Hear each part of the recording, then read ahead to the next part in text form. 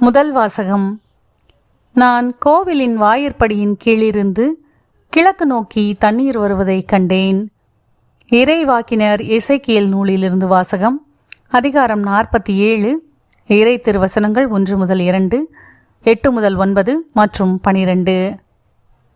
அந்நாள்களில் ஒரு மனிதர் என்னை கோவிலின் நுழைவாயிலுக்கு மீண்டும் அழைத்து வந்தார். அங்கு நான் கோவிலின் வாயிற்படியின் கீழிருந்து கிழக்கு நோக்கி தண்ணீர் வருவதைக் கண்டேன். ஏனெனில் கோவில் கிழக்கு நோக்கி இருந்தது. தண்ணீர் கோவில் மற்றும் பீடத்தின் தெற்கு பக்கத்தில் இருந்து வந்தது. அவர் என்னை வடக்கு வாயில் வழியாய் அழைத்து வந்து கிழக்கு நோக்கிய வெளி வாயிலின் வெளிப்பகுதிக்கு இட்டு சென்றார். இதோ தண்ணீர் தெற்கு பகுதியிலிருந்து பாய்ந்து கொண்டிருந்தது. அவர் என்னிடம் உரைத்தது, இத்தண்ணீர் கிழக்கு பகுதியை நோக்கி பாய்ந்து அராபாவில் சேர்கிறது. அங்கு அது கடலோடு கலக்கிறது.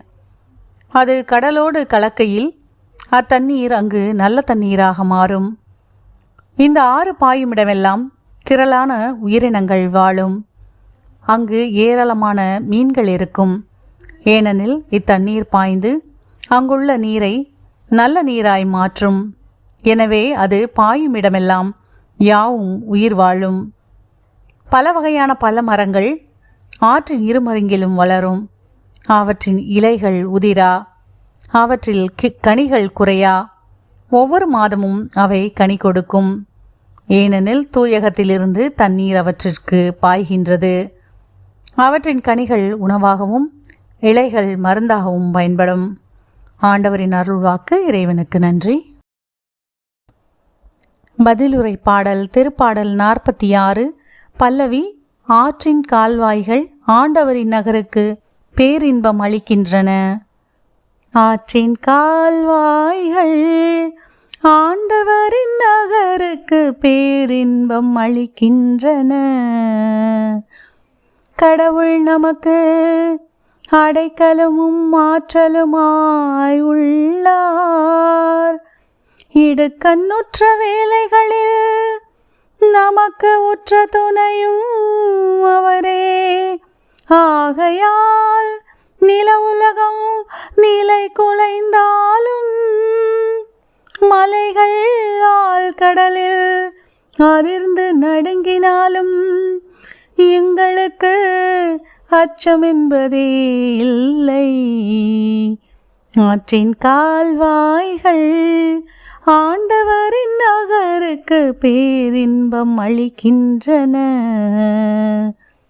ஆறு ஒன்று உண்டு, அதன் கால்வாய்கள் உன்னதரான கடவுளின் திரு உறைவிடமான நகருக்கு பேரின்பம் அளிக்கின்றன. அந்நகரின் நடுவில் கடவுள் இருக்கின்றார். அது ஒருபோதும் நிலை குலையாது. வைகரை தோறும் கடவுள் துணை அதற்கு உண்டு. ஆற்றின் கால்வாய்கள் ஆண்டவரின் நகருக்கு பேரின்பம் அளிக்கின்றன. படைகளின் ஆண்டவர் நம்மோடு இருக்கின்றார். யாக்கோபின் கடவுளே நமக்கு அரண்.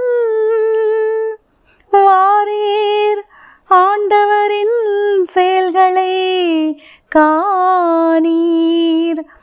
அவர் உலகில் ஆற்றியுள்ள திகை போட்டும் நிகழ்ச்சிகளை பாரீர்.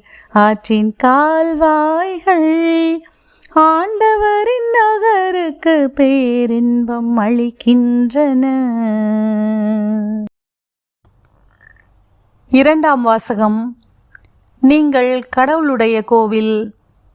திருத்தூதர் பவுல் கொரிந்தியருக்கு எழுதிய முதல் திருமுகத்திலிருந்து வாசகம். அதிகாரம் 3, இறை திருவசனங்கள் 9 முதல் 11 மற்றும் 16 முதல் 17 முடிய. சகோதர சகோதரிகளே, நீங்கள் கடவுள் எழுப்பும் கட்டடம். கடவுள் எனக்கு அளித்த அருளின்படியே நான் கைதேர்ந்த கட்டடக் கலைஞர் போல அடித்தளமிட்டேன். அதன் மேல் வேறொருவர் கட்டுகிறார். ஒவ்வொருவரும் தாம் கட்டும் முறையை குறித்து கவனமாக இருக்க வேண்டும். ஏற்கனவே அடித்தளம் இட்டாயிற்று. இவ்வடித்தளம் இயேசு கிறிஸ்துவே. வேறோர் அடித்தளத்தை இட எவராலும் முடியாது. நீங்கள் கடவுளுடைய கோவில் என்றும் கடவுளின் ஆவியார் உங்களில் குடியிருக்கிறார் என்றும் உங்களுக்கு தெரியாதா? ஒருவர் கடவுளின் கோவிலை அழித்தால் கடவுள் அவரை அழித்து விடுவார். ஏனெனில் கடவுளின் கோவில் தூயது, நீங்களே அக்கோவில். ஆண்டவரின் அருள்வாக்கு. இறைவனுக்கு நன்றி. நற்செய்தி வாசகம். தம் உடலாகிய கோவிலை பற்றியே பேசினார். யோவான் எழுதிய தூய நற்செய்தியிலிருந்து வாசகம். அதிகாரம் 2, இறை திருவசனங்கள் 13 முதல் 22 முடிய. அக்காலத்தில் யூதர்களுடைய பாஸ்கா விழா விரைவில் வரவிருந்ததால் இயேசு எருசலேமுக்கு சென்றார். கோவிலில் ஆடு, மாடு, புறா விற்போரையும் அங்கே உட்கார்ந்திருந்த நாணயம் மாற்றுவோரையும் கண்டார். அப்போது கயிறுகளால் ஒரு சாட்டை பின்னி அவர்கள் எல்லாரையும் கோவிலிலிருந்து துரத்தினார். ஆடு மாடுகளையும் விரட்டினார். நாணயம் மாற்றுவோரின் சில்லறை காசுகளை கொட்டிவிட்டு மேசைகளையும் கவிழ்த்து போட்டார். அவர் புறா விற்பவர்களிடம், இவற்றை இங்கிருந்து எடுத்துச் செல்லுங்கள், என் தந்தையின் இல்லத்தை சந்தையாக்காதீர்கள் என்று கூறினார்.